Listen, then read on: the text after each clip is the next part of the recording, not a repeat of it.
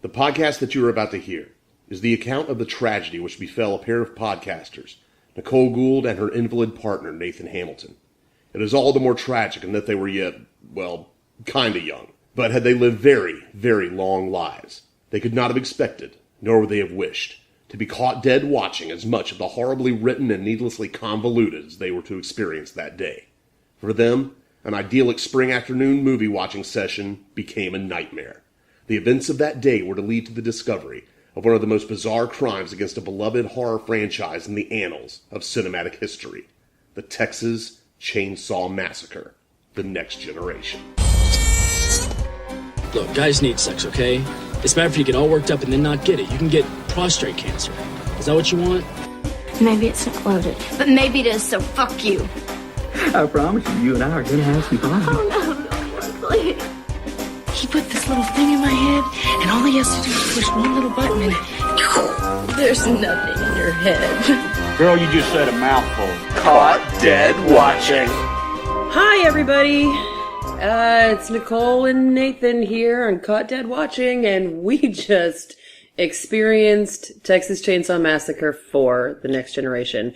We've both seen this before, but I feel like we went into this almost with virginal eyes. It's been a while. It had been a long time since I'd seen this movie, and my recollection was, everybody talks about how shitty this movie is, but I don't remember hating it. And upon a second watch, there are things I really don't hate about this movie, but good Lord, are there some glaring issues that I apparently missed the first time just in my desire to love a Texas Chainsaw Massacre movie, because Texas Chainsaw Massacre movies are very personal to me. I spent a good decade and a half as the chainsaw-wielding maniac at Netherworld, and I went real deep into the headspace of the chainsaw wielder, so to me, Leatherface is my big brother, and the Saw is family, so I think I just really didn't want to hate a film regarding my family as much as this, but upon a watch with podcast eyes, this is a pretty bad movie. Yeah, I feel like I remembered it a lot more positively than it actually is, too. Like, this movie gets a ton of hate, like you said, and I was like, oh, I remember it as being kind of a fun, yes, crazy, and somewhat problematic, but like a fun movie, and I don't know if I was thinking of something else, but this movie, although there are some things that I really dig about it, this movie has some serious problems, and it does somewhat deserve some of the hate it gets. That begs an interesting question. What movies do you consider part of the Texas Chainsaw Massacre series? Like, do you consider the remake and the prequel to the remake as part of the same franchise or as a different series of movies? I don't know, that's a really good question. The prequel and the remake, or the remake and the prequel, the R. Lee Ermey movies. I don't necessarily hate them. I'm not wild about them. I really like R. Lee Ermey in them. He's amazing in those I found flicks. him terrifying. Like, if I met him in a dark alley, I would urinate on myself and curl up into a ball. However, I don't think R. Lee Ermey has ever been in a role where he wasn't terrifying. Yeah. Like, I wouldn't want to run into Full Metal Jacket R. Lee Ermey in a dark alley. He's very, very intimidating. So, like, I don't hate those, but I don't know that I think of them in the same universe as these. And all of the Texas Chainsaw movies are so, like, unique and different from each other. And I'm talking, like, 1 through 4. That it's almost hard to, like, say, well, this doesn't fit into the franchise, because none of them really fit together. Like, the difference between 1 and 2 is, like, they're two different genres. Right. But still. And then there was that other one, the one that we went and saw together. Texas Chainsaw 3D. I fucking hated that movie. I consider that part of this same franchise simply because they went back to the original story. Yeah. The tying factor there for me is Leatherface's limp. Yes. Because he hits his leg with the saw, and then in part 3, he's got the limp, and then we'll get into it later. This is not the same Leatherface in my headcanon for these movies. Yes.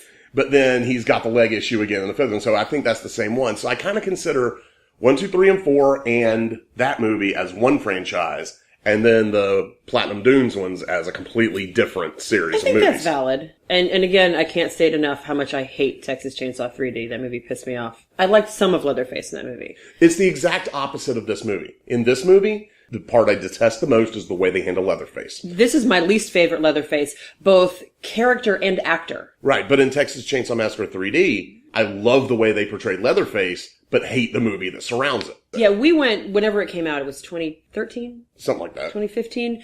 That movie doesn't understand how time works, so we don't understand how time works in reference to it. And, like, we're a few minutes into the movie, and they show 1974, and they're storming the Sawyer house, and they bring out this baby, if you haven't seen it. They bring out a baby, and the time stamp, the date stamp on the bottom of the screen says 1974, and then it doesn't say 20 years later. It says 20 years later, which would make it the mid-90s. It would make it 1994. I don't think it actually says. It does. I think it just jumped forward. It does. Either way. I am 100% sure it does. So, because that's the part that pissed me off. We're watching the movie, and the protagonist, chick, is very obviously, like, 20 years old. I mean, she is very supple and, like, perky-boobed and very, very young. Yeah. So supple. And I'm like, Nathan's going to eat her. She's like super young. She's in college. She's got shitty ass college friends. And I'm like, okay, well, maybe this is supposed to be taking place in the mid-90s. Like, I'm not handling this well as I'm watching And then theater. they pull up to a gas station and gas is like $3.70 something. a fucking gallon. And then they start using FaceTime on their phones and shit. Like, this is not the mid-90s. I turn and look at Nathan and I was like, I'm done. Like, we were 7 minutes into the movie. I was like, I'm done. I fucking hate this movie because they think that we are that stupid that we can't do, like, real basic math. Okay. There's a movie that is maybe my most hated movie of all time that I bitch slapped a good friend over called The Sacrament, excuse me.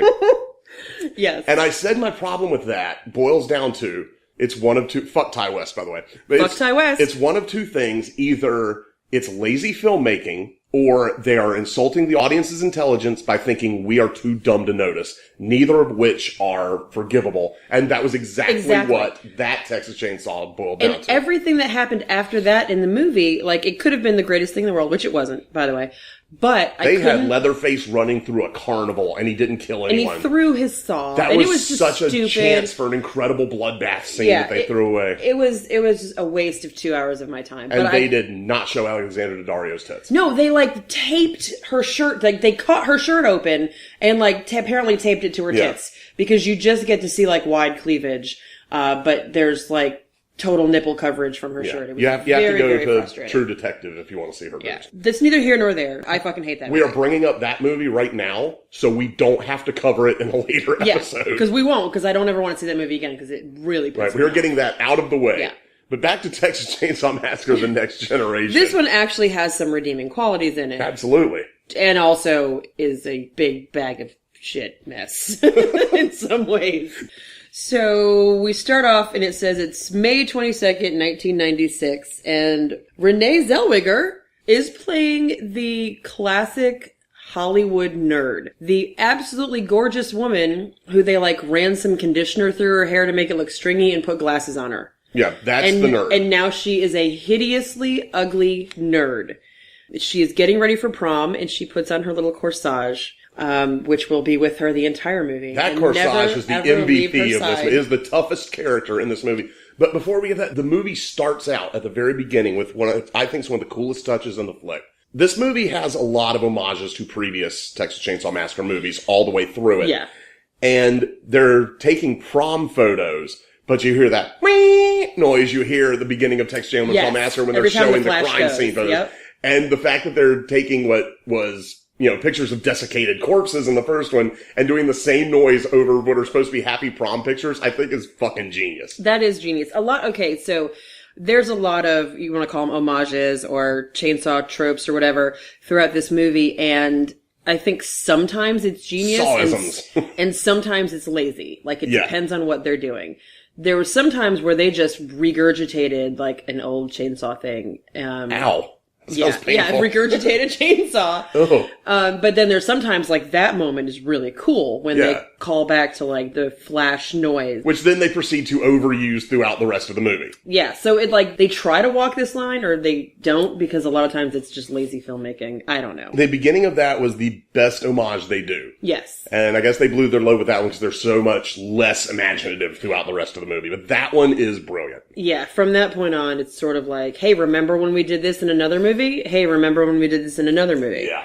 So we start out, Renee Zellweger is weirdly putting on and then wiping off lipstick. She goes to her prom. I don't know, just something about the way she put on lipstick was just like, that's not how lipstick works.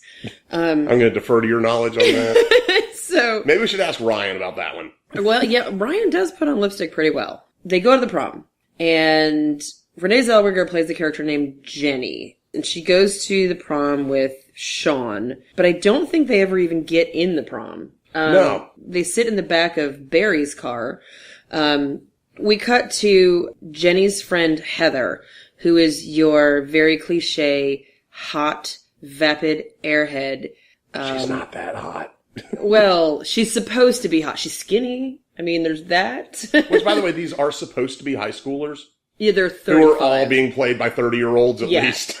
Yeah, they're not in high school. So, yeah, Heather, she must have, like, the worst, most crippling case of self-loathing there ever, because her boyfriend, Barry, who is a sexual predator and a bona fide moron. Bona fide moron, as we find out later. Will be explicitly stated and then reiterated through his actions. Boy, you're a bona fide moron. Throughout the movie.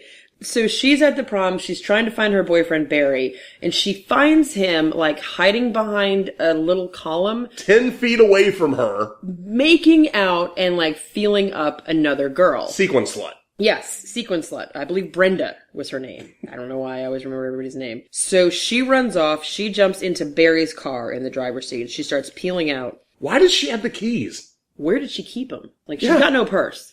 So she jumps, maybe it was in her Percy. Oh, God. She jumps in the car, she starts peeling out. He comes in after her. He gets in the passenger seat, and he's like, if anything happens, my dad's gonna kill me, blah, blah, blah, blah. So she peels out of the prom. She's all mad. And he starts telling her that it's her fault that he was making out with Brenda because she won't fuck him. She will not give him sex, and if a guy doesn't have sex, he'll get prostate cancer. And he knows this because his dad is a doctor.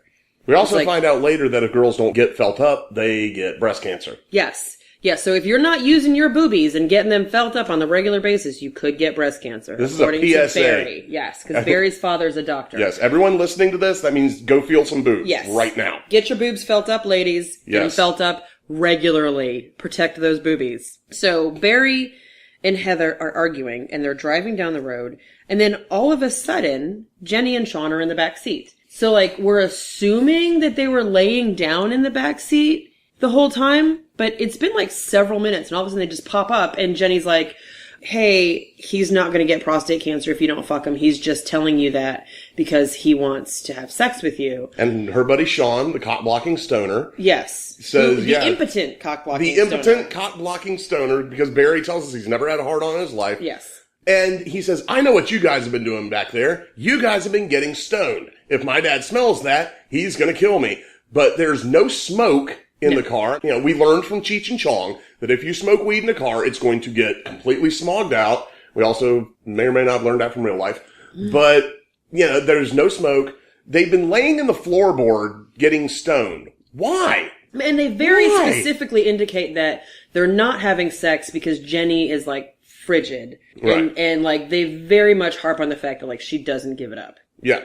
So for some reason, they're laying in the back seat or in the floorboard or whatever for several minutes, I guess, getting stoned, even though Jenny's like the total quintessential nerd and you couldn't ever see her getting stoned. Anyways. I've gotten stoned with a lot of nerds in my time. I mean, I don't... it was just like, it's weird. They're just all of a sudden in the back seat. It's like they edited something out and then they just made it work. It was that old urban legend of how there's a killer hiding in the back seat and someone's beeping the horn, someone doesn't know it, and they just pop up and kill them. They could easily be those killers. Yes. Because we had no idea they were in the back seat for a good 4 or 5 minutes. Yeah, they before disappear. Just poof, there they are.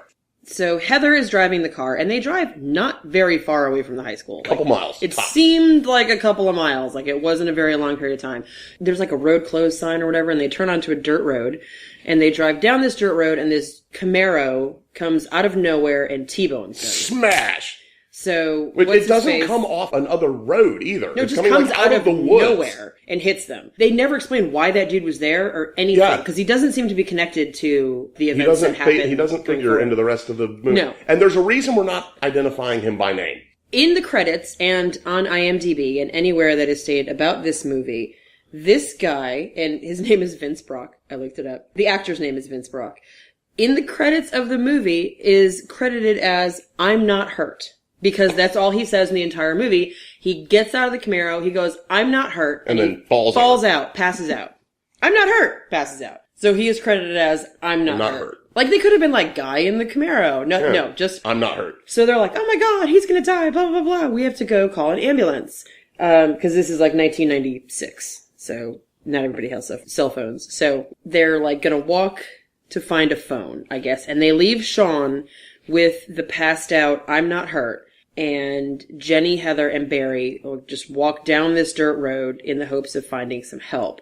As they're still arguing about why Heather won't bang Barry. Yes, and whether or not he's going to get prostate cancer. Yeah. Which, as a medical professional, I will let you know, you're not going to get prostate cancer from not banging anybody. So, okay, you're going to get prostate cancer. You just ruined that line for everybody. Bang everybody, you're going to get prostate cancer. You're not cop-blocking people on this podcast, Nicole. So, Jesus. They go down the road and they find this little building, which looks like a house, but apparently... It looks like a shed. Yeah, which it probably was. It looks like one of those prefab sheds that you buy in a box and then kind of put together like Tinker and Toys. It's like 6x8. Yeah. But apparently it's supposed to be a real estate office, and Darla is the horniest real estate agent on Earth. Ever. So, and for some reason, she's working at like 10 o'clock at night on what you would assume would be a weekend because it's prom night. It's probably a Saturday. Probably a Saturday. So she's in the office and it's open and they stumble in there. Oh my god, we have to use your phone. There's been an accident. These dilapidated houses in the middle of nowhere are in high demand though. Yes. Yeah. I mean, she's a real estate agent in like the middle of a dirt road in a field. So I imagine they do keep her working century 2.5. Yeah. They're like, there's been this wreck. We need to call an ambulance. So she picks up the phone and pushes one button. Not 7 or 10. Yep. One button. And she's like, hey, Vilmer, I need you to come down here. These kids are here saying they were just in an accident. Grinning in the most creepy way humanly possible. Yes. When she says that. Like, you immediately know something is up. And something that will reoccur throughout the movie. The characters obviously are not paying attention because at that moment they would have known something fucked up is going on here. Yeah. We should leave. They have no ability to, like, read others' behavior whatsoever. Because I would have been like... I'm just going to walk back to the high school because we were only in the car for a few minutes. They're dumb. Like, they're exceedingly dumb. The plot is dumb. The script is dumb. So she hangs up the phone and all of a sudden, someone shoots out her window. And the window explodes and glass is everywhere. And she says, oh, it must be that farmer's wife across the street. And goes and yells out, like I'm even interested in him, and proceeds to flash out the window. And which makes no sense, but... The first set of titties in Caught Dead Watching history. We finally have titty boobs. We got our first titties, ladies and gentlemen. Titty boobs. Episode 4.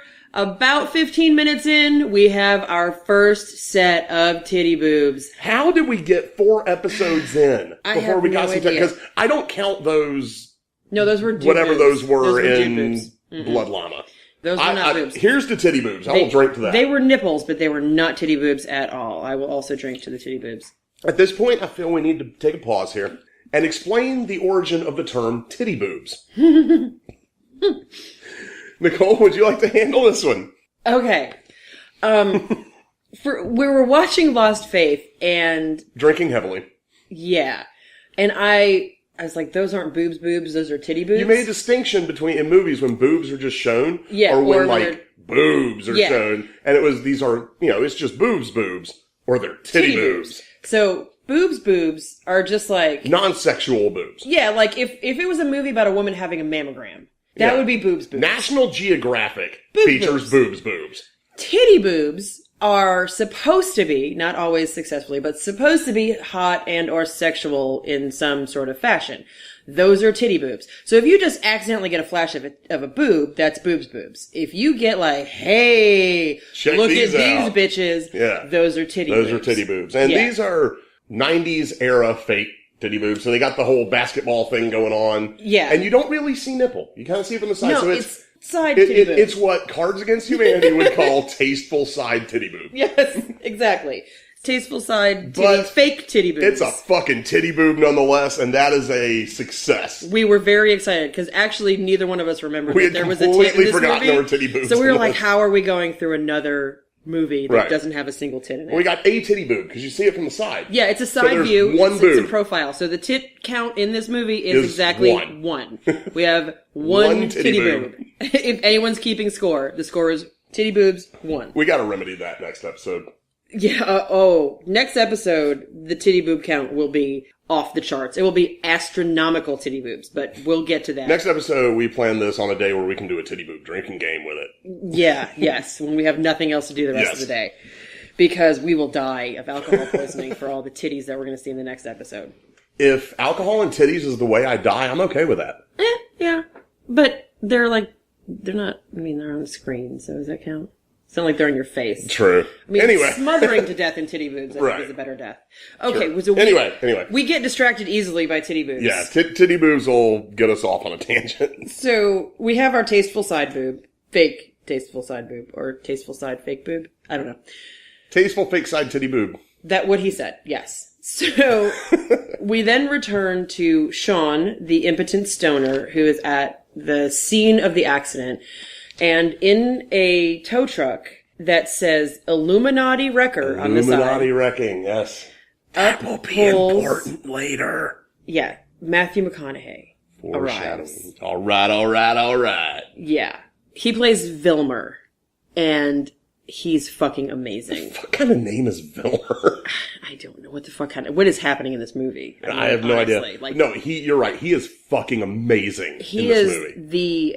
the high point in this movie in every possible way. This movie, in a lot of ways, is a shit show, but Matthew McConaughey as Vilmer is the most wonderfully insane shit I have ever seen. The way I described it is take backwoods Negan, combine him with Rutger Hauer from The Hitcher, and the guy from Wolf Creek. Oh, yeah. Oh, And make it yes. a little crazier, and you've got Yeah. Matthew McConaughey in this movie. Put all that into a bowl and then like sprinkle on extra crazy, like go heavy on the crazy, and then like shake it up, and that's your breakfast cereal. And that's Matthew McConaughey as Vilmer in Texas Chainsaw 4. I would love to see him do more psycho in a movie roles, because this was out fucking standing. Yeah, I mean, he is like Balls to the wall psycho. Perfect. Like, everything in this is turned up to 11 Yeah. as far as his performance goes. Unfortunately, he was working off a real shitty script.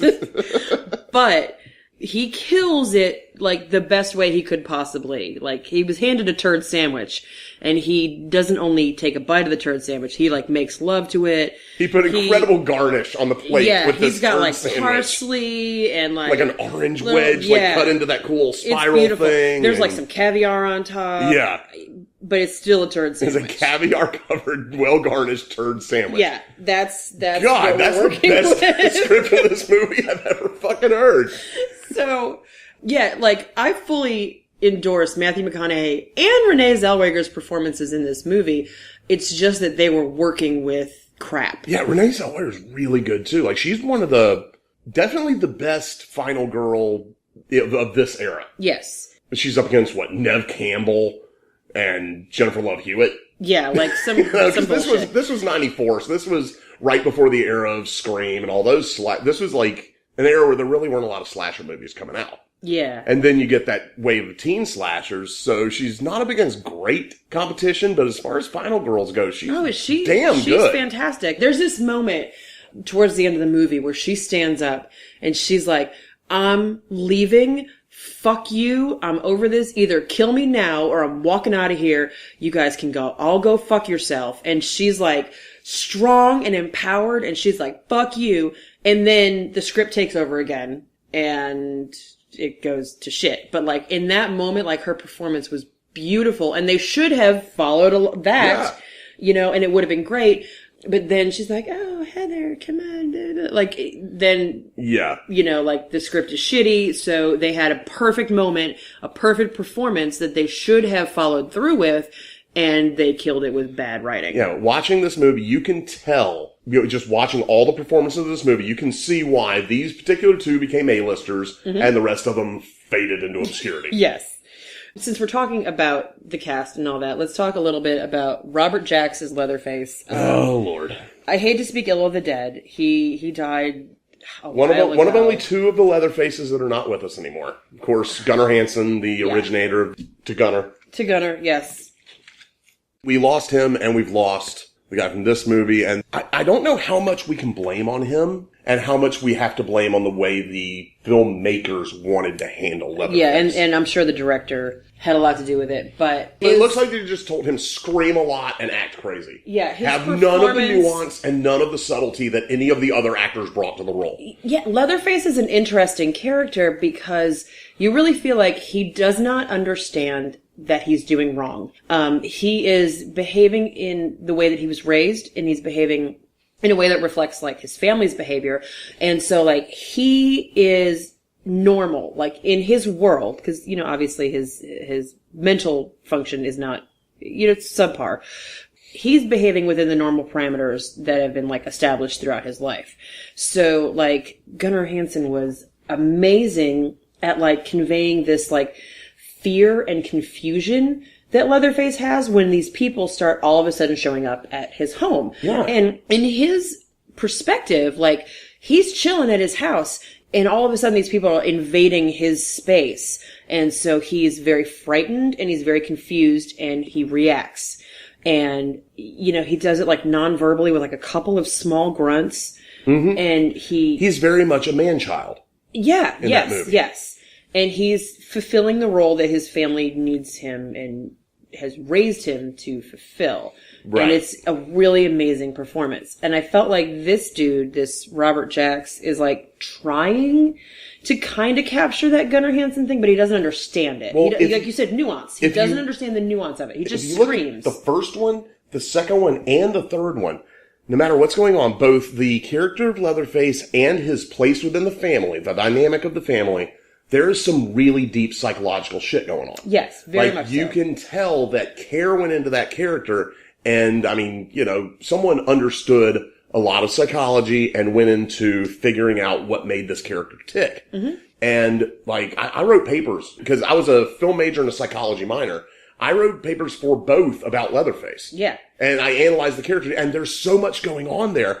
And I think the fact that why I hate the way Leatherface is portrayed in this one so much is because there isn't anything going on. No, they slap Leatherface it has together. always been, he's never been averse to violence. He's never been a violent character, but it's always been in service of what his family needed. Exactly, because again, he's acting in his norm. Yeah. His norm is occasionally violent. And in this one, he's scared.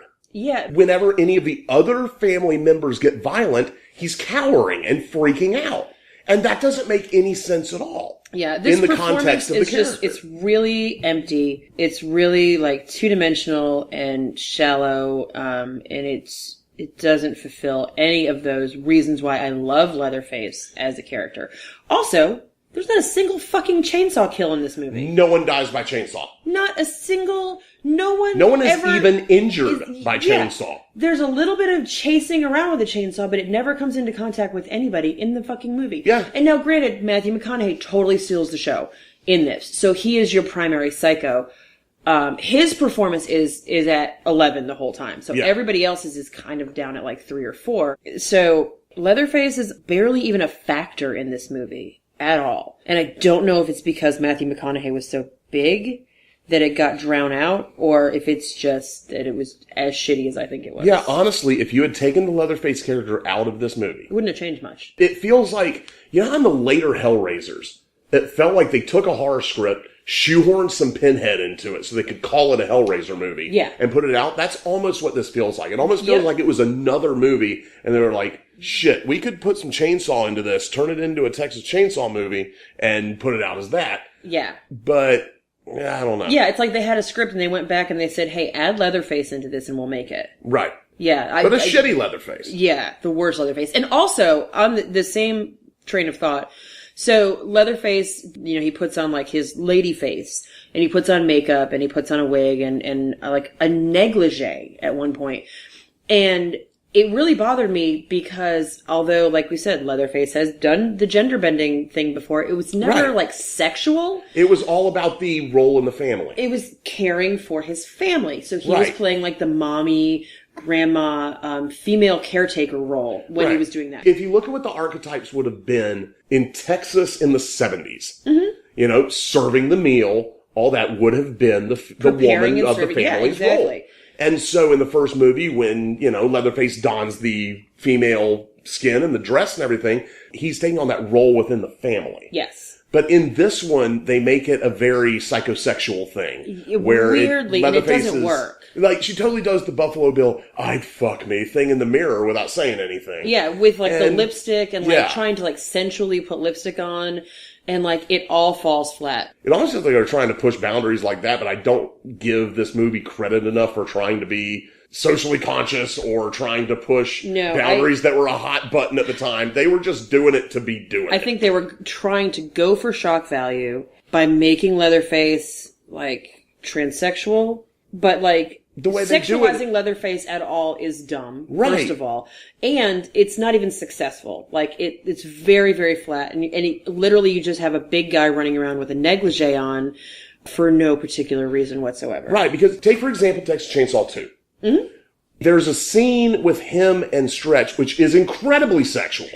Yeah, it's almost a symbolic rape scene. Yes. But Leatherface you can tell it's him completely not knowing how sex works or what to do with a woman. Sex. Yeah, exactly.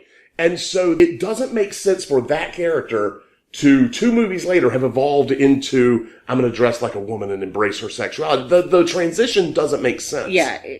Nobody thought this through. If you wanted to tell that story, you could do it and it would be cool. Yeah. If you could take Leatherface on that psychological journey, but just to throw it in there, it doesn't make any fucking sense at all. In Texas Chainsaw 2, like, he sees Carolyn Williams, he sees Stretch, and he instantly, like, reacts in the way that a man, you know, like a young boy. He reacts like a 12-year-old boy seeing a hot doesn't woman. Understand why he thinks this woman's hot, but is like, oh, woman. Yeah. That's how he reacts. She's in these short shorts, and she's all wet, and she's sitting on this ice thing. Right. And he all of a sudden feels these feelings that he's never felt before. Yeah. And he acts that out in a very curious and, like, confused way. Like, and it works so it's well. brilliant. That scene movie is one of my favorite scenes. Yeah. And then flash forward to this is like meh. Yeah. Yeah. Exactly. So that's why like they tried for something and again they failed. We've gone way on a sidebar here, but let's get back to the quote unquote plot. So we left with Matthew McConaughey. Wait, before we do, can I say one more thing about the chainsaw? No. Please. I'm a chainsaw nerd. Chainsaws are very important to me. That's why I love you. And the fact that they use a McCullough 700 in this movie bothers me. Because there was an escalation. I mean, they used a Poulan in the first one. In the second one, they used a Craftsman. In the third one, they used a custom-made still with a custom-made chromed out blade. And this one, they use a fucking McCullough 700. Also, there's that beautiful scene with Dennis Hopper picking out his chainsaw. Oh, God, they use so many chainsaws in that scene. I'm talking about the hero saw that Leatherface uses in the duel. That's the Craftsman in that one, the Craftsman Magnum. And then they use it's a customized Still 64, I believe, with a customized bar, 32-inch, I believe it was. In the third one, and then they just go back to a fucking stock chainsaw for this one. And I think that's the best metaphor possible for this movie. Yeah, as someone who knows nothing about chainsaws, but that was the most beautiful that was the nerdiest shit I have ever heard on a podcast ever, and I love it, and that is representative of, you know, you've got 3 movies, and we're not really going to talk much about 3. I love 3. I do too. But, you know, you've got, like, some good, heavy-hitting movies, and then it's just hit. Mm-hmm. And that's what this movie is. Like, there are some redeeming qualities. This isn't the absence of light, but... Thank God. Thank goodness. Okay, so... Anyway. Where the fuck were we? We were with Matthew McConaughey's intro into the film. Yes. So he responds to the accident scene where Sean is, and immediately, like, he doesn't even try to pretend that he's not going to kill Sean. Like, he goes out there and he's like all kinds of crazy. He goes to examine I'm Not Hurt's body. Oh, yeah, duh. Yeah. So, yeah, he leans down to I'm Not Hurt and he's like, oh. He dead. He's dead. And Sean's like, no, I think he's just unconscious. And he's like, no, he did. And then he snaps his neck. Which, okay, this is a pet peeve of mine in movies. As a medical professional, is it that easy to snap someone's fucking neck? Now, I've never done it myself. But I'm very hyper aware of anatomy, and it would be much more difficult to actually just snap someone's neck. You can't just turn it to the side. Right. Like, there you go. Snap in like neck. so many movies throughout history, it is so easy to snap someone's neck and kill them. Yeah. It's just like, dink, done. It's the cop-out kill. It's one that they don't have to do any effects for. Right. Maybe a little blood trickle out of the mouth. That's about it. Yeah, and like, That's when nothing. you die, like, blood might come out of your mouth, but it's not like a universal thing. All right, I've seen a lot of people in their last moments of life, and not necessarily all have blood trickling very gracefully out of the corner of the mouth. That's like a really weird movie thing. So, yeah, but it's a lazy ass kill. So Matthew McConaughey snaps dude's neck, and is like, Well, he's dead now. He did. Oh, he did. So Matthew McConaughey kills dude. Sean obviously realizes Impotent he's in trouble. stoner flips out. Yes, he runs away in a very impotent fashion. Matthew McConaughey chases him down and runs him over with the wrecker. And he runs him over 9 times. I counted. He runs him over. He backs up. He runs him over. He backs up 9 times. And then they show his body later in the movie because, like, he hangs him from the back of the wrecker. It's intact. His body is just like a little gray and dusky. Yeah. Dude got run over by a wrecker 9 times. Again. You would need a bucket to pick that body up. I'm a paramedic by trade and have seen what happens when a car runs over a person 1 time. 9 times, it's going to leave a mark. It's going to leave like several marks. You're just a greasy smear on the road. You're not just going to have like some dark eyeshadow on. Right. And that's it. So Sean is dead as fuck. He dead now. He did. 9 times over dead. Like, he died. Like, they took all of his lives. They were like, maybe he's a cat. He's part cat. And we're just going to take all of them. So then we've got Renee Zellweger is... Jenny was following her 2 friends, and they were running. Yeah, they were running. And her, the shittiest flashlight of all time, couldn't keep up. Yeah. And so she was going to go back and check on Sean. If you have a flashlight in your car, like, test it once in a while. Make sure that it's not going to stop working if you jiggle it like the tiniest bit. Like every flashlight in every fucking movie, like you breathe on it hard and it's just done. But then it'll come back to life. Then you smack it a few times and it comes back to life. And then it'll die again, and then you'll drop it on the ground and it'll go out. Well, no, and then she it'll did go this on 4 again. or 5 times. Yeah, it's like the worst fucking flashlight ever. And it was one of those giant 70s flashlights that you could easily beat someone to death with. Yeah, which they don't do because... Yeah, never thinks to use it as a weapon. Fucking awful. So... Because everyone in this movie's fucking stupid. Jenny's walking back to check on Sean. Heather and Barry, the fucking idiots. What does he call them? A Bonafide moron. They get chased by a pickup truck. Well, no, first she has this whole conversation about how him getting prostate cancer is her fault. Yeah. And oh, no, has this long conversation about, like, it's her fault that he's a shitty-ass boyfriend. Because I'm a bitch and I won't have sex with you. It was like the craziest, most self-loathing. Yeah, it made no sense at all. This woman has really significant problems. And, she doesn't have any time to work them out, but... Well, it's because she's going to get breast cancer because she won't let Barry feel her up. Yeah, if she had just let Barry feel her boobs and maybe have sex with her, then she'd be fine. But, sex solves all problems. Absolutely. Another PSA courtesy of Dead Watching. I guess she's saying that she's a bitch because she stays with Barry even though she hates him and knows he's a horrible person because of what he can provide in her life. I guess he's, like, popular.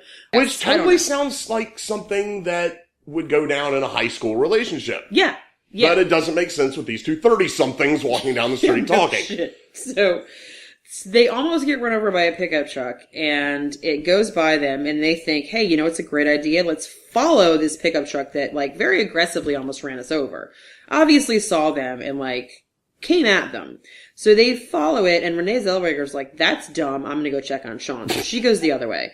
They follow this pickup truck to the same house from Texas Chainsaw 1. It looks very, very similar. Very similar. But this one's in the middle of the woods, not in the middle of a field. So different settings, same house, same structure. Everything's boarded up. All the windows are boarded up. There's mysterious music coming from inside. Yeah, and the truck that almost hit them is parked out front. But none of these raise any sort of red flag for these people. Yeah, anyone who has 2 brain cells to rub together would be like, fuck this. This is not the house we need for help. We're going to walk the about 2.5 miles we drove away from the high school. Goddamn high school. And fuck it. We're going to go to prom. We had our adventure. Let's go to prom now. So they go up to the door, and they're both like these 2 entitled, spoiled-ass bitches. Oh, God. Pounding on the door, and they're pissed off that no one is answering the door. Like, I'm here, why aren't you fixing my problem? This is a fucking stranger's house who they are going to for help. They just tried to run them over. It's like, hello? Isn't anybody home? Yeah, and what the fuck is wrong with you? We need help. And kicking the fucking door. What is wrong with you? I'm out here and I need help. And like, that is a perfect example of how shitty these characters are. Like, this is how much I don't care about these characters, because they are fucking shitbags. So, she's standing at the door, kicking the door. Barry walks off. He's gonna like find another way in the house, because god damn it, they're there and they're entitled to help. She goes and sits down in the swing on the porch. He walks around the side of the house.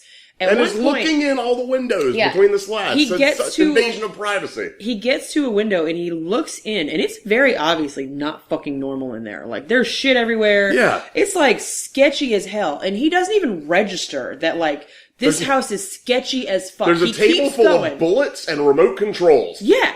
He keeps going around the house, and he encounters W.E., I think the W.E., yeah. W.E., which is he's one of the family members.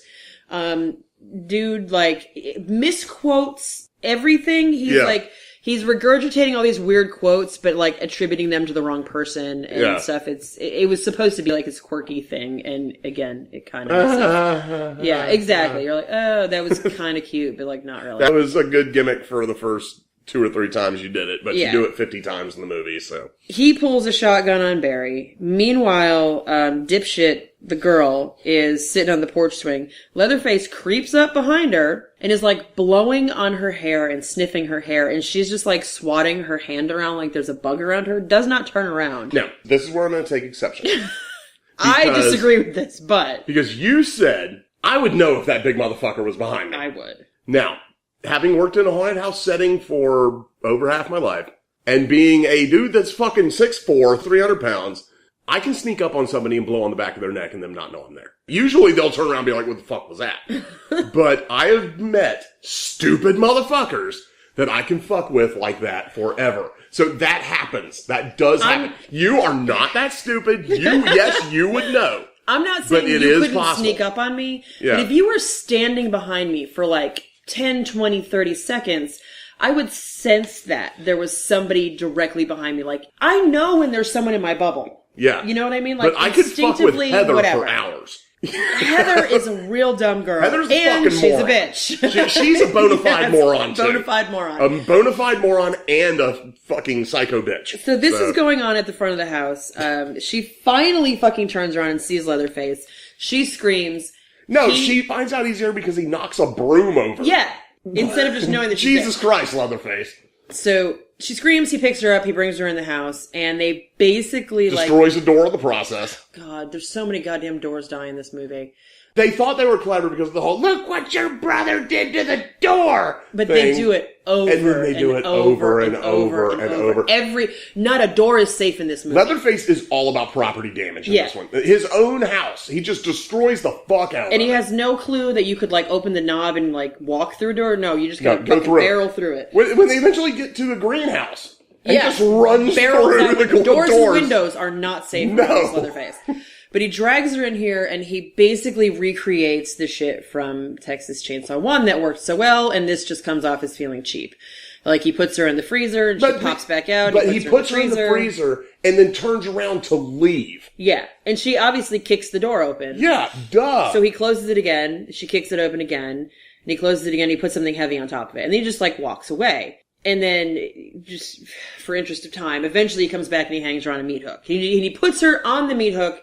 She is hanging on a meat hook that is stuck through her back. Yeah. Where a whole lot of vital organs would be. A very large meat hook. And we're not talking, I know people do suspensions where they put shit through their skin and they hang from it. Cool. That's through your skin. This is a fucking meat hook that went up through her back. It would have gone through her ribs, where her lungs are, like, and also her body weight, even though she's like probably 95 pounds, is still hanging on that.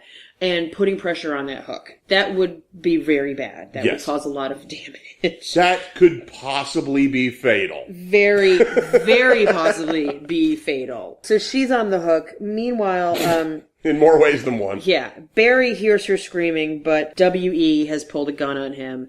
And he's like, oh, that's my girlfriend. Like, and she's screaming in terror. But it's okay. Like, she's my girlfriend. Yeah. He says, it's okay. She's my girlfriend. Like, not even reacting to the fact that his girlfriend is screaming in obvious terror. Or agony.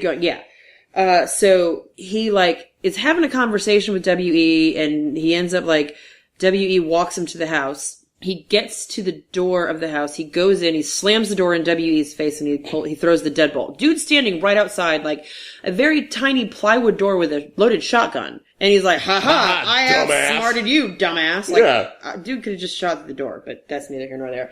So now he's walking through their house. Very casually for someone who is in the situation he's in. Yeah, and now this house, again, is not normal. There's, like, shit everywhere. There's broken furniture. There's, like, bone furniture. And bones and all kinds of fucked up shit. And he's just like, man, I gotta take a piss. Where's the bathroom? And he's not reacting at all to the fact that he is in this fucked up, crazy house. And he's yelling for his girlfriend. He's like, Heather! Heather! So he finds a bathroom, and the bathroom is, like, just horrible. And covered in human skin. Stuff everywhere. As wallpaper. I mean, like, I literally. guess you could have misinterpreted what the wallpaper was, but to me it looked like... who does their wallpaper in leather? Yeah, so he takes a piss, he turns around, and finally... No. He's taking a piss going, hey, Heather! Yeah, there was a guy with a shotgun, and I trapped him outside while he's standing there peeing. He's a dumbass, and I'm smart and awesome. Yeah, and he's just yelling like, hey, there might not be someone else in this house that might hear me. Yeah, so he takes the piss, he turns around, and hanging on the back of the door is a skin suit. Basically. Like, it's like a face and like a chest and there is a tit. I don't think we ever decide, do those count as titty boobs? I think if they don't have a person underneath them. Those are boobs. Yeah, they're not meant to be sexy. No. So those are just boobs. It's just a skin suit. Skinned boobs don't really even count as boobs, do they? No, because there's no like flesh and I didn't think so. Junk underneath them. Yeah. You know, they're just like there's no junk boobs. underneath them. Boob junk. Boob junk. So at this point, finally, Barry is alarmed. Finally. Barry is like, oh, maybe I'm in trouble here. And he runs out, he turns around, swack in the head with a sledgehammer. And this is where we see another callback, it's kind of just lazy bullshit. But at this point, we're just glad Barry's dead. Yeah, so, and then he gets... Because fuck Barry. He gets drug into the room where Heather is, and honestly, I don't even remember what the fuck, like, his final demise was. He just gets hit in the head, and then he just gets hit in the head, and that's it. Yeah. Because he's terrible, and I'm happy he's dead. So, then we go back to, Renee Zellweger. She encounters Matthew McConaughey. He puts her in the wrecker and, like, again, goes straight to Scaryville. Like, he doesn't even try to make her think that he's, like, coming to her rescue. No. She says, you're starting to scare me. And he looks at her and says, you don't know shit about being scared. He rips her glasses off of her face and, like, grabs her head, turns her around, and this is when she sees Sean's very unmarked body. He rips her glasses off and then says, hey, look! Hey, look, yeah. Like, and I'm like, well, damn, bitch can't see now. That's not how eyesight works. So, hanging in the back of the wrecker is Sean and I'm Not Hurt. Sean's body is fine. Yeah, and so is I'm Not Hurt. I mean, I guess his neck was a little, but whatever. Yeah, but he didn't get run over with a wrecker 9 times. Yeah, so... He should be goo at this point. Instead of, like, screaming, just goes, oh my god. Like, yeah. When she sees the body, she's like, oh my god. Yeah. So, she, like, dives out of the truck, and he chases her for a while, and she runs into the woods. It's funny, because normally, when you see people dive out of a moving car in a movie, they dive and roll. Yeah. She, like, dives directly into the side of a ditch. Yeah. In the side of the road, she goes, dive, wham. Like, that looked painful as shit for whatever stunt woman did that. So she runs off. The truck is chasing her. She runs into the tree line. And she runs like 5 feet into the tree line. No. First, she's being chased by a truck, so she runs directly down the middle of the road. Well, yeah. She wants to make it as easy as possible. Yeah, it's like, why don't you run where the truck can't fucking follow you? And we both said that, and then like a minute and a half later, she finally veers off into the woods. Yeah. Like, the survival instincts of these kids are nothing. How they even have made it this far, I have no idea. Yeah.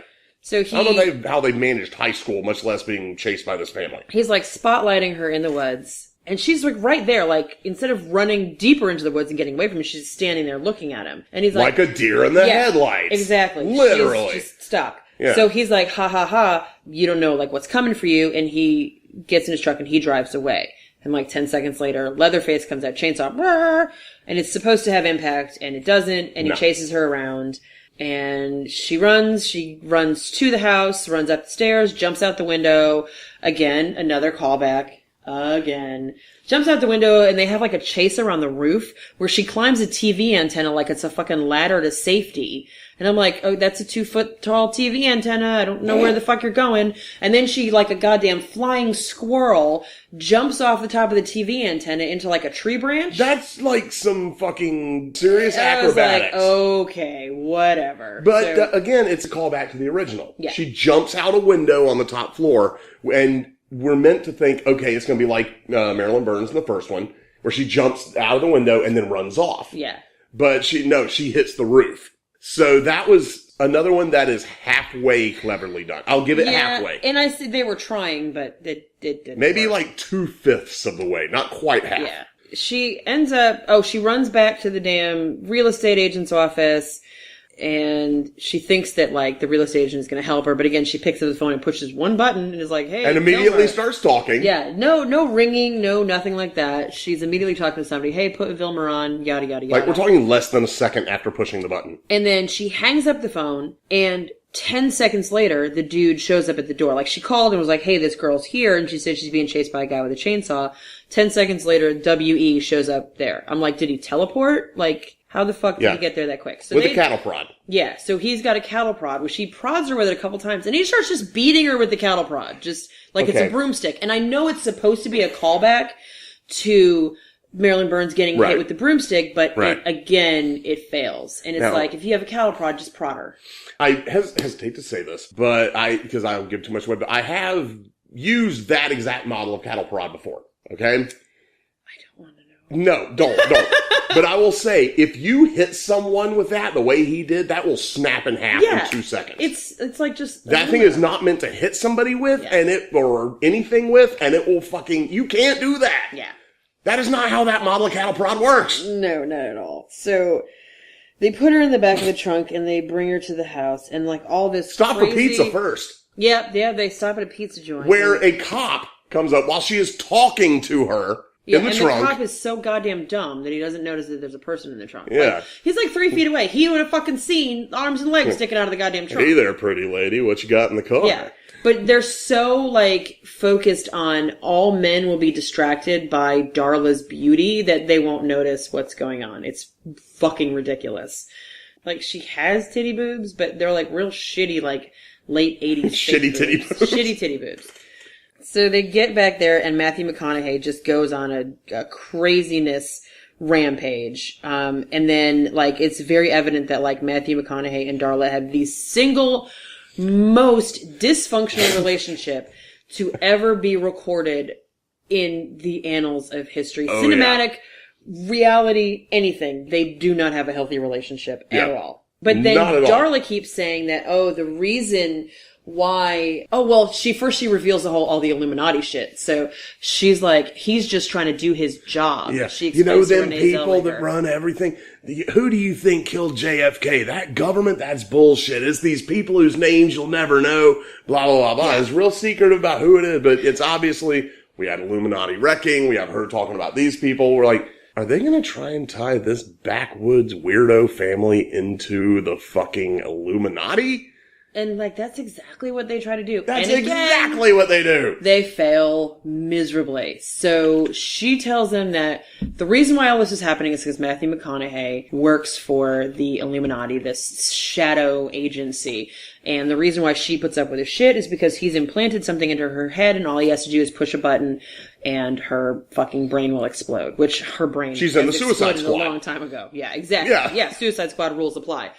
That's why she's putting up with this shit. And meanwhile, we haven't talked at all about Matthew McConaughey's robot legs. So he has, I guess, a bum leg. They never address, like, why, but he has this huge, like, robotic Well, they say contraption. he's been shot more than once, so Oh, yeah. I would assume it has something to do with that. He has this robot contraption. There's, like a vacuum cleaner tube that comes off, A like, literal the vacuum hose. back of his, like, belt, and it runs down to his leg, and there's all these wires and shit, and he has an entire pocket full of random remote controls. One of which is an early 80s Panasonic VCR remote. Yeah. Because I recognize it because that is the first VCR my family owned. We had that exact remote sitting on the coffee table for many years, so I know that remote. So that's It's one all of them. brands of universal and random remote It's a controls. Panasonic robotic leg. That when his leg goes wonky, he has to pull these remotes out and he like tries that one. Oh, that won't work. Oh, I'll try this one won't work. And finally, like, he'll find a remote control that'll like make it stop being wonky. It makes no fucking sense whatsoever. Like, why would he have a robotic leg that is controlled with multiple random remote controls from like televisions and VCRs and shit? Yeah. So, all this time, I also want to mention, Renee Zellweger's corsage is unmussed.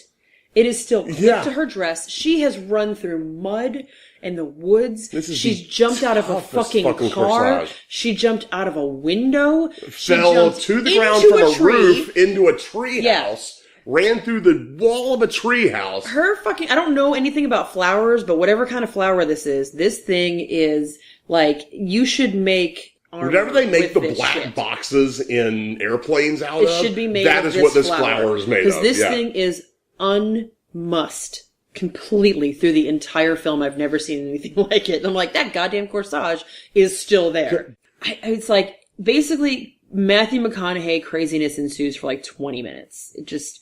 Him just screaming and yelling and throwing people around and slapping people and cutting himself and just acting fucking nuts. And it's insane and it's beautiful though.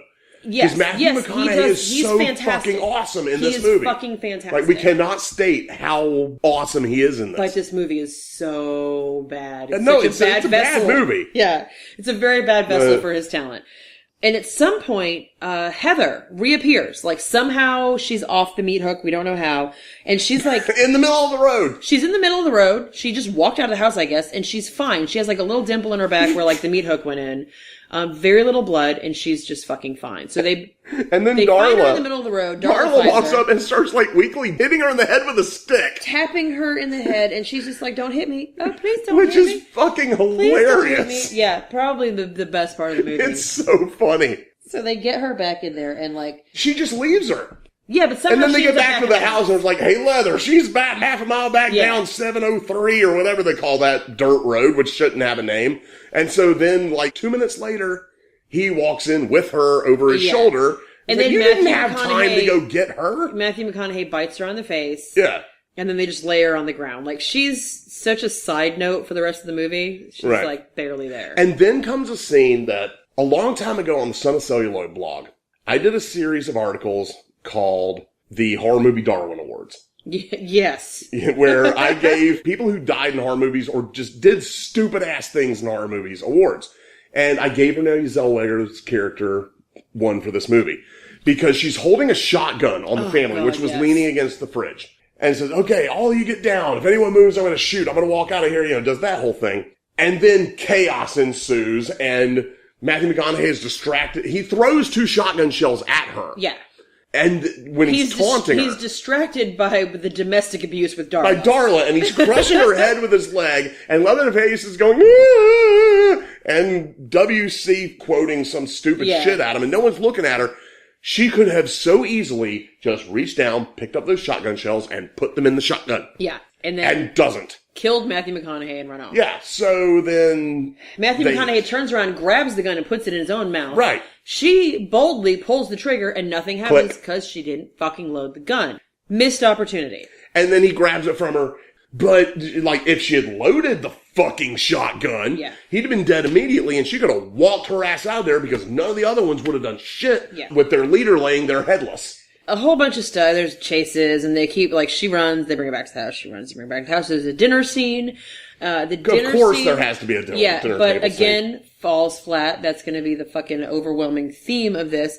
Like, Leatherface is in his negligee, everybody's there, and there's 3 people that are not mentioned. They're just like set dressing. There are 3 people with what looks like clay, like beauty masks on their face, but I guess that's supposed to be like their death makeup. But it looks like they're just having facials. The Random Corpses would be a good horror punk band name. That would be really good. Yeah, the Random Corpses getting facials. Could be their first Random album. Facial Corpse. I don't know. I think there's already a porn called that. Well, there's actually, I think there's Getting Facials Volume 53. But there's like 3 bodies there that you have no idea who they are, what they're doing. They're just like not really mentioned. They're just there set dressing. No idea who they are. All this stuff happens. Renee Zellweger stands up. And a random grandpa figure. Yeah. Who gets up at one point, but we're never introduced to this character at any point in the movie. I have no idea who he is. He's just there. Yeah, and at some point he just grabs a knife and gets up and walks off, and we never see him again. Again, so many missed opportunities and like lazy writing of just we'll do what they did in 1 or we'll do what they did in 2 and we'll do it shittily. So like that's all the fucking dinner scene. But then here comes we're moving towards the conclusion, which gets worse and worse.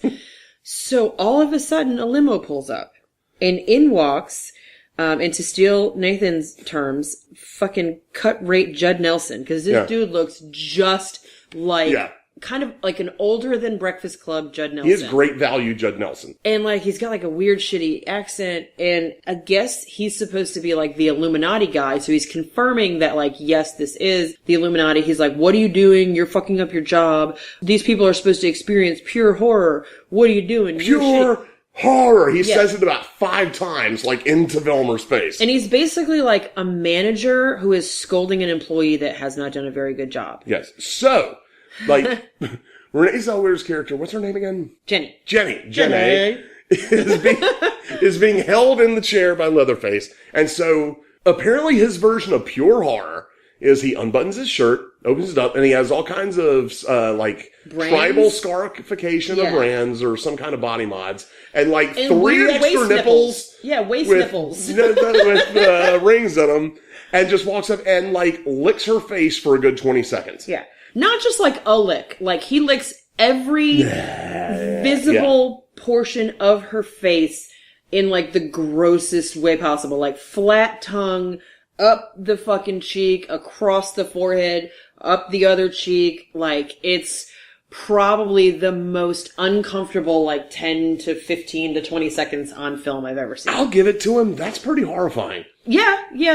I licked a guy's face one time as a threat. It was really weird. Cut rate body mod Judd Nelson licking my face. Yeah, no. It was very weird and filthy. I would rather take on mechanical leg Matthew McConaughey than face licking body mod cut rate Judd Nelson. Yes.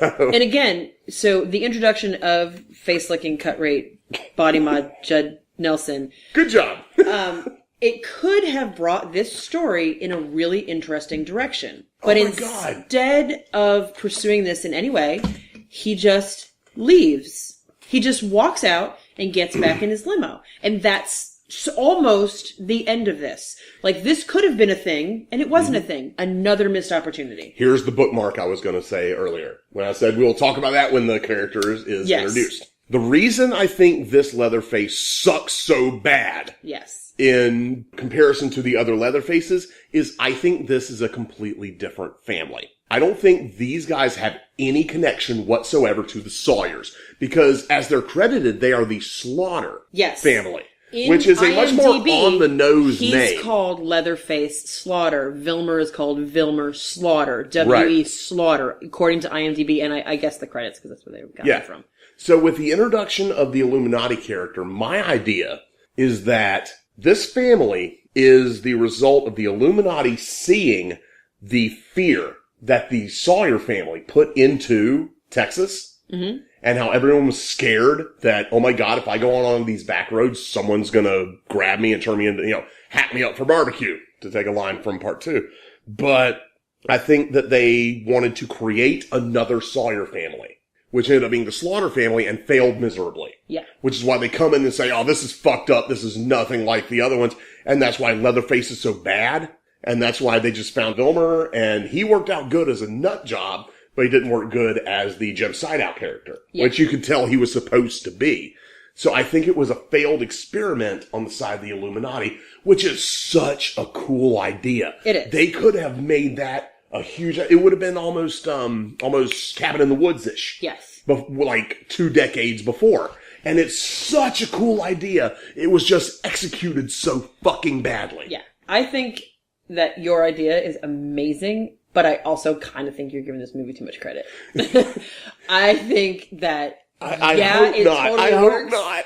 But I don't think they put half that much thought into this. But what I mean, it's either it's either a really cool idea done badly or a mediocre idea done badly. I mean, One it of the does make two. sense that they'd have like the same house and that they would be like, oh, these guys are really scary. So And that's why there's all the callbacks. That's why there's the bone furniture and the meat hook and everything is the same, but the Leatherface is completely different. And the family dynamic is completely different. And there's a woman, because there's never been a woman in the family before. Yeah, no, You know, and it feels like they tried to recreate the Sawyer family with the Slaughter family and failed miserably. And that's why he comes in and says, oh no, you guys are fucked up. Fuck this. And that's where it goes from there. Yeah. So, he does this whole thing, and he leaves.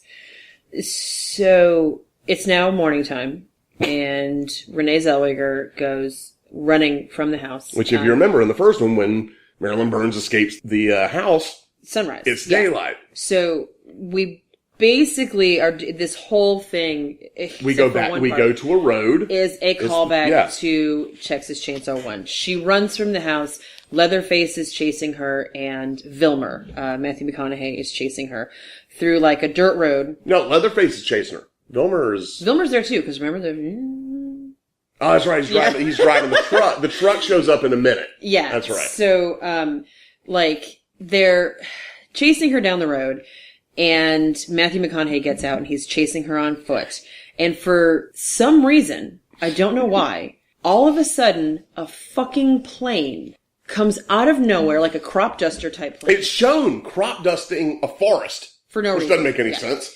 So this plane, who you don't know who's flying it, you don't know what relation they have to anybody in this movie, comes literally out of the sky, out of fucking nowhere, dips really low, hits Matthew McConaughey, I guess with one of its wheels or something. Was it Raiders of the Lost Ark? The big bald Nazi guy got cut up by the plane? I think so, It was one of the Indiana Jones movies. It's totally that style. So, hits Matthew McConaughey and just kills him. Just blip. The definition of the Deus Ex Machina. That comes out of nowhere just to service the plot. And then it flies off and you never see it again. Yeah. He just gets taken out by a goddamn airplane and it disappears. But it makes sense because we then see... What, the limo. Yeah. Well... So before the limo, then she jumps in an RV, which the RV to me is the equivalent to the Black Maria. Yeah. So she runs up to this RV, she jumps in, Leatherface is chasing him, it's this whole thing, and they get 10 feet down the road, they flip the RV over. In the same way as Marilyn Burns interacts with the Black Maria driver, and he kind of tries to help her and bad shit happens and he just sort of runs off and is out of the story. These guys, they flip their RV, they're now out of the story. You don't really know what happens. Friday 13th style. Then she's running from Leatherface and a limo pulls up. And in the limo is cut rate Judd Nelson. And she gets in and Leatherface just sort of stands in the road and he's doing the chainsaw dance and he's screaming and crying. Leatherface spends, I'd say, 87% of his screen time screaming. Yeah. That's all Leatherface does is scream. Scream and cry, and he's in a negligee. Yeah. So she drives off, and cut rate Judd Nelson is hey, I'm sorry about what happened. Do you want me to take you to a hospital or a police station?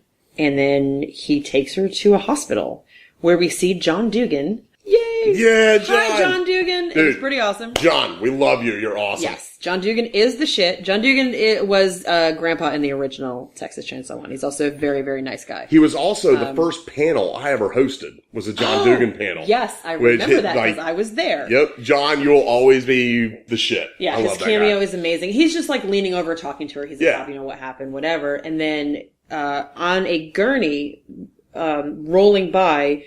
And, like, she looks over at Renee Zellweger. God, I'm about to have to do another Rest in Peace shot. Damn it. Rest in Peace, Marilyn Burns. Jesus Christ. Who, in my mind, has the second best scream in horror history. Yeah. Behind Fay Wray. Yeah. Fay Wray is number 1 from King Kong. Number 2 Marilyn is that Burns scream is she amazing. lets out at the beginning of the dinner table scene in Texas Chainsaw Massacre. Yeah. So there's this weird, like, Marilyn Burns moment where she makes eye contact with Renee Zellweger, and there's an orderly pushing her, and he's like, "Ma'am, are you okay, ma'am? Do you know her?"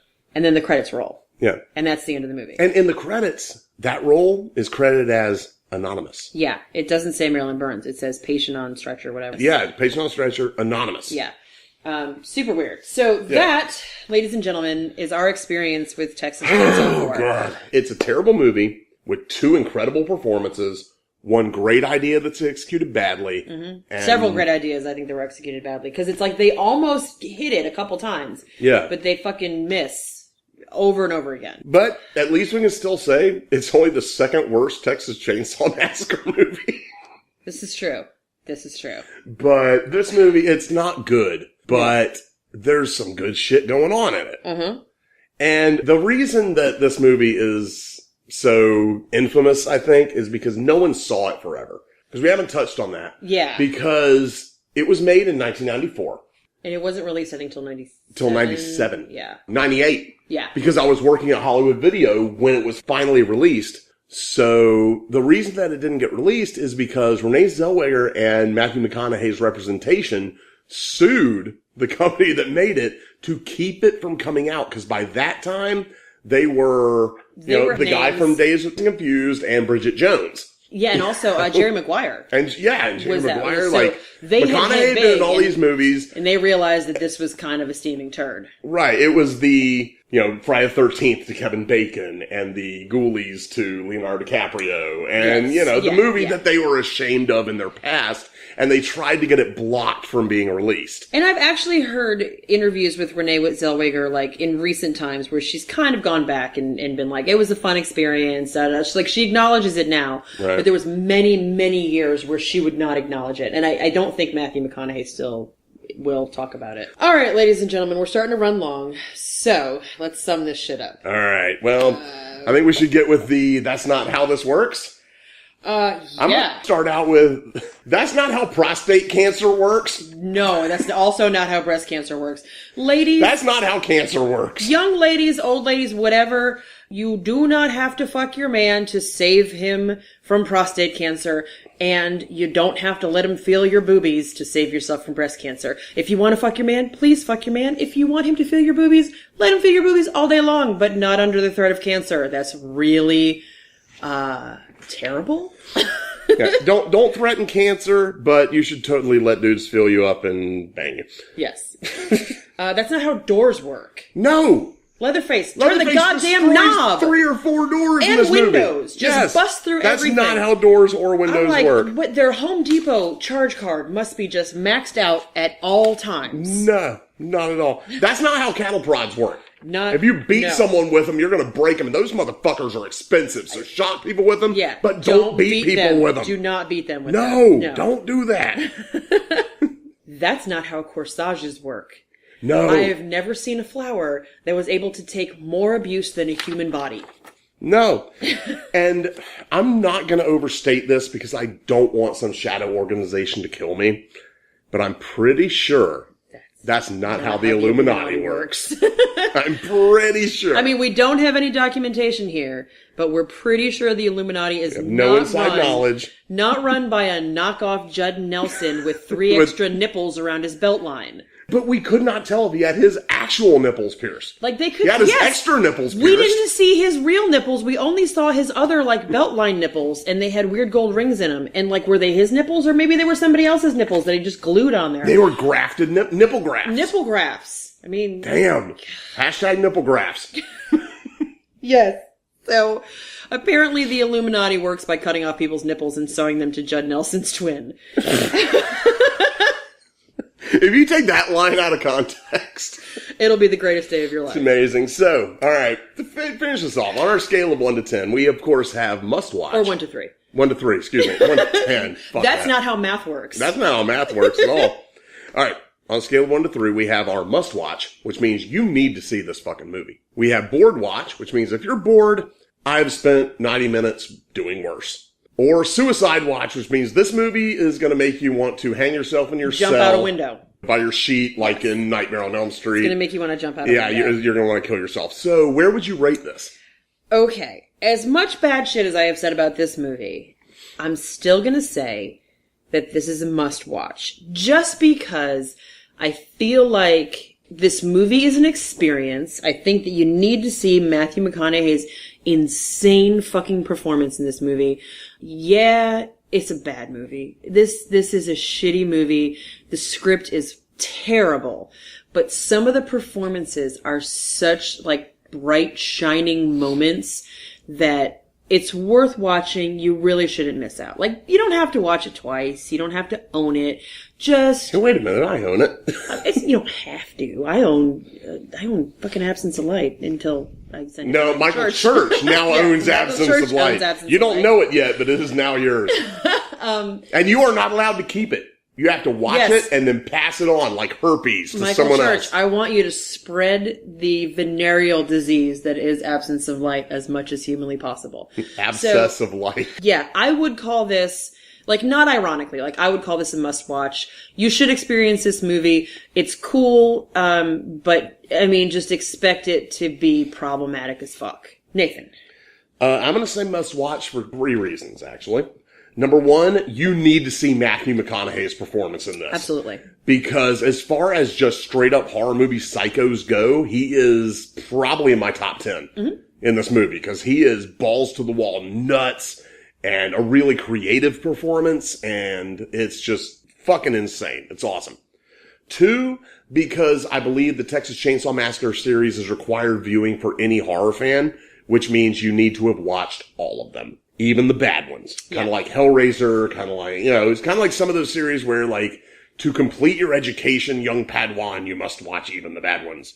I agree. And 3, because it introduces the idea of the Illuminati slasher thing, which if you get that idea in your head, when you're laying in bed at 3 a.m., it'll go some really interesting, weird fucking places, and you'll be glad it did. So for those 3 reasons, I'm gonna say must watch. Yes. So watch this movie, enjoy it. We did enjoy it, but it is... Yeah, I've seen it multiple times over the years, and I enjoy it every time, despite the fact that it's not that good. Yeah, we had a good time watching it today. It's fun, and it's also awful, and frustrating. So, but watch this movie. So that's it. That's Texas Chainsaw 4, The Next Generation. Goddamn right. Hit us with those social media places we can find us. Yes. So find us on Facebook, Caught Dead Watching. That's where we kind of post all updates and things like that. We are on Instagram. Wait a minute. Excuse me. We're on Instagram? Yes, Nathan. We're on Instagram. Holy shit. We're on Instagram at Caught Dead Watching. We're also on Twitter at Caught Dead Pod, because Caught Dead Watching is too long to be a Twitter handle. You can also find me on Twitter and Instagram at Battle Cougar. And Nathan? You can find me on the Son of Celluloid page on Facebook. And also go to the Blue Track on Facebook. Yes, that's a page where you can find out all the shit I'm doing with the Days of the Dead conventions. You cannot find me on Instagram. And that's about it. And join us for our next episode. Oh, what are we going to be watching next? So we feel like so far we've had a very significant lack of titty boobs. Dude, out of 4 episodes, we have had one side boob. We haven't even had a full-on nipple on this show yet. Just a side boob.